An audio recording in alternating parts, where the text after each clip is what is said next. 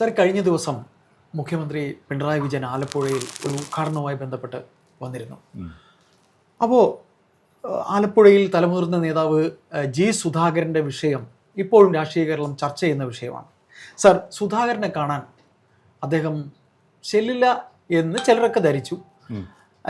ഈ രാഷ്ട്രീയം അറിയാവുന്നുള്ളവർ ധരിച്ചു അദ്ദേഹം ചെല്ലില്ല എന്ന്. സാർ, അദ്ദേഹം ഇന്നലെ പോയില്ല. സാർ, നിശബ്ദ വോട്ടുകൾ ബാധിക്കാൻ സാധ്യതയുണ്ടോ ആലപ്പുഴയിൽ CPM-നെ?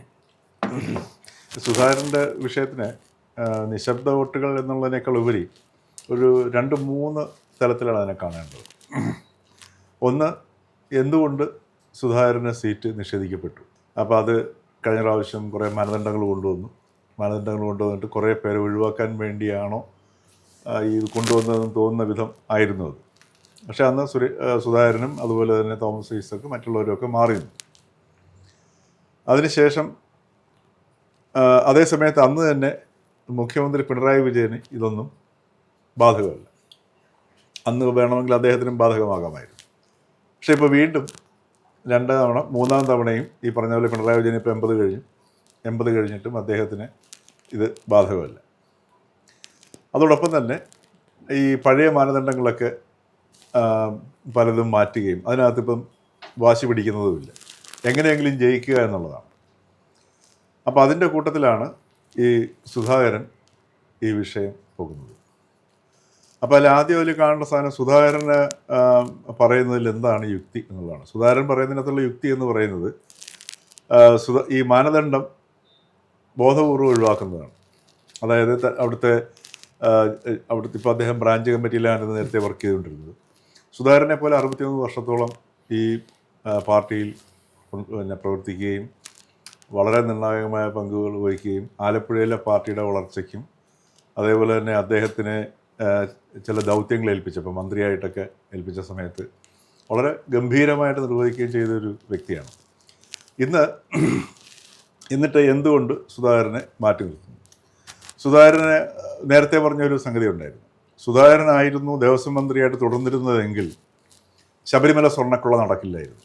തീർച്ചയായിട്ടും അത് അദ്ദേഹം ഒരിക്കൽ പറയുകയും ചെയ്തിട്ടുണ്ട്. തീർച്ചയായിട്ടും. അപ്പോൾ അതിൻ്റെ അർത്ഥം പൊളിറ്റിക്കൽ ലീഡർഷിപ്പ് അറിയാതെ ശബരിമലയിലെ സ്വർണ്ണക്കൊള്ള നടക്കില്ല. അപ്പോൾ അത്രയും വളരെ സത്യസന്ധനായിട്ട് പ്രവർത്തിക്കുകയും ഒക്കെ ചെയ്യുന്ന ഒരു നേതാവ് തന്നെയാണ് സുധാകരൻ. പക്ഷേ ഈ സ്വർണ്ണക്കൊള്ളയിൽ നമ്മുടെ അന്വേഷണം എവിടെ വന്ന് നിൽക്കുന്നു, ഒരു പരിധിക്ക് അപ്പുറത്തേക്ക് പോകുന്നതുമില്ല. അപ്പോൾ ഇതിനകത്തൊക്കെ കുറേ സംഗതികൾ കിടപ്പുണ്ട്.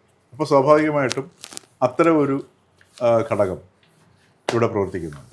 ഇപ്പോൾ സുധാകരൻ എന്തുകൊണ്ട് സീറ്റ് കിട്ടുന്നില്ല എന്ന് ചോദിക്കുമ്പോൾ ഉണ്ടാകുന്ന ഒരു ഉത്തരവാദിത്തമാണ്. 2, പ്രാദേശികമായിട്ട് സുധാകരനെ ധാരാളം ഈ പറഞ്ഞ പോലെ ഈ സുധാകരൻ ആലപ്പുഴയിലെ രാഷ്ട്രീയത്തിൽ ഇപ്പോഴും ഒഴിവാക്കാൻ പറ്റാത്തൊരു ഘടകമാണ്. ആ ഘടകത്തിന് ഒരുപാട് കാരണങ്ങളുണ്ട്. ഈ എമർജ് ചെയ്ത് അല്ലെങ്കിൽ പുതുതായിട്ട് വന്നിരിക്കുന്ന സാഹചര്യത്തിൽ ഈ സുധാകരൻ്റെ സാന്നിധ്യം എന്ന് പറയുന്നത് വളരെയധികം പ്രസക്തിയുള്ളതാണ്. സുധാകരൻ കുറേ നാളുകളായിട്ട് പറയുന്നുണ്ട് ക്രിമിനൽ എലിമെൻറ്റ്സ് പാർട്ടിക്കുള്ളിൽ കടന്നു കയറിയിട്ടുണ്ട്, മത തീവ്രവാദ സ്വഭാവമുള്ളവർ പാർട്ടിക്കകത്ത് കടന്നു കയറിയിട്ടുണ്ട്. ഇത് രണ്ടും സ്ഥിരമായിട്ട് അദ്ദേഹം ഉന്നയിക്കുന്ന ആലപ്പുഴയിലെ പാർട്ടി ഘടകത്തിൽ ഉന്നയിക്കുന്ന ഒരു വസ്തുതയാണ്. അതോടൊപ്പം തന്നെ അവിടുത്തെ പാർട്ടിയുടെ ജില്ലാ സെക്രട്ടറി ആണെങ്കിലും അവിടെ ജില്ലയിൽ നിന്നുള്ള മന്ത്രിയാണെങ്കിലും സകല നേതാക്കളും ഇദ്ദേഹത്തിനെ ഒഴിവാക്കുകയാണ്. ഈ ഒഴിവാക്കുന്നത് എന്തുകൊണ്ടാണെന്ന് വെച്ച് കഴിഞ്ഞാൽ പിണറായി വിജയൻ്റെ താല്പര്യം കണക്കിലെടുത്തിട്ടാണ്.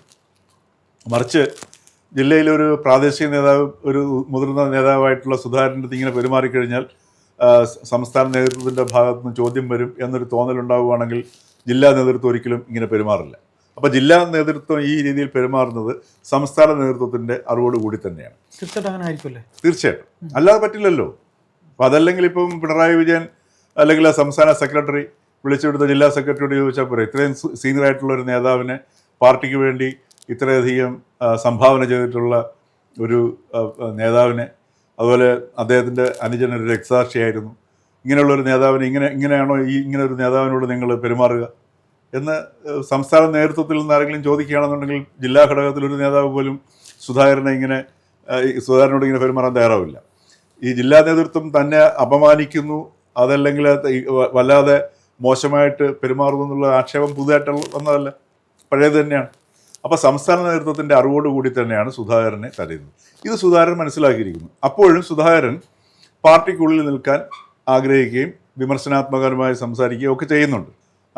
അതോടൊപ്പം തന്നെ അദ്ദേഹത്തിന് മനസ്സിലായി ഈ പാർട്ടിയിൽ ഇനി തനിക്ക് ഒരു കേരളത്തിലെ CPM എന്ന സംഘടനയ്ക്കുള്ളിൽ തനിക്ക് പ്രത്യേക റോളില്ല എന്ന് സുധാകരൻ മനസ്സിലാക്കി. അത് മനസ്സിലാക്കിയതിൻ്റെ പശ്ചാത്തലത്തിലാണ് അദ്ദേഹം പാർട്ടി മെമ്പർഷിപ്പ് പുതുക്കണ്ട എന്ന് പറഞ്ഞിരിക്കുന്ന സാധനം. അപ്പോൾ ഈ സുധാകരൻ ഉന്നയിക്കുന്ന വേറൊരു പ്രശ്നമുണ്ട്. കാരണം ഇന്ന് ഈ പാർട്ടിയും അതോടൊപ്പം പാർട്ടി നേതാക്കളും എല്ലാവരും മുഖ്യമന്ത്രി ഉൾപ്പെടെയുള്ള താഴോട്ടിങ്ങോട്ടുള്ള പ്രാദേശിക അവിടെ വിശേഷിച്ചും ആലപ്പുഴ ജില്ലാ ഘടകത്തിലുള്ള പല ആൾക്കാരും ഒട്ടനവധി ആരോപണങ്ങൾ നേരിടുന്നുണ്ട്. സാമ്പത്തിക ക്രമക്കേടുകളെക്കുറിച്ചുള്ള ഇത് നേരിടുന്നുണ്ട്, സ്വർണ്ണക്കൊള്ളകളെ നേരിടുന്നുണ്ട്, മയക്കുമരുന്ന് കടത്ത് സംബന്ധിച്ചിട്ടുള്ള പ്രാദേശിക നേതാക്കളുടെ CPM-നകത്തുള്ള പങ്ക്. അത് മയക്കുമരുന്ന് വിതരണത്തിൻ്റെ ഒരു ഹെഡ് ക്വാർട്ടേഴ്സായി മാറിക്കൊണ്ടിരിക്കുകയാണ് ആലപ്പുഴ ജില്ല.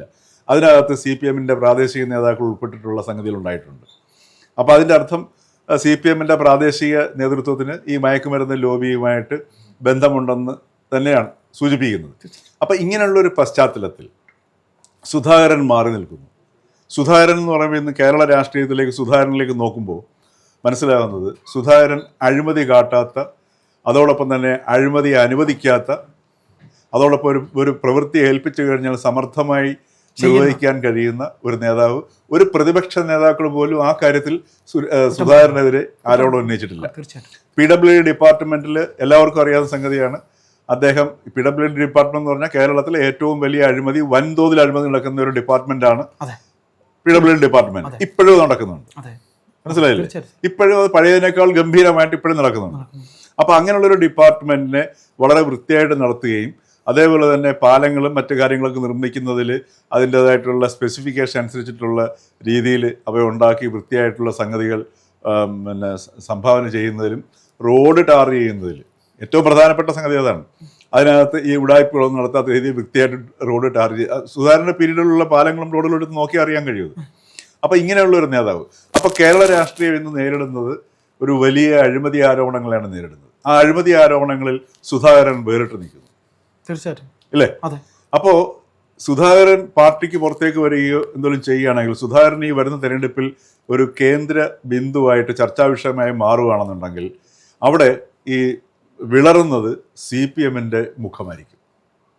കാരണം എന്തുകൊണ്ട് സുധാകരൻ അഴിമതിരഹിതമായ ഒരു വ്യക്തിത്വത്തിൻ്റെ മാതൃകയായിട്ട് അല്ലെങ്കിൽ പ്രതീകമായി മാറുന്നു എന്നുള്ള വലിയ ചോദ്യം ഈ വരുന്ന തെരഞ്ഞെടുപ്പിൽ കേരളത്തിലെ ജനങ്ങൾ ചിന്തിക്കും, സാധാരണ മനുഷ്യരും ചിന്തിക്കും.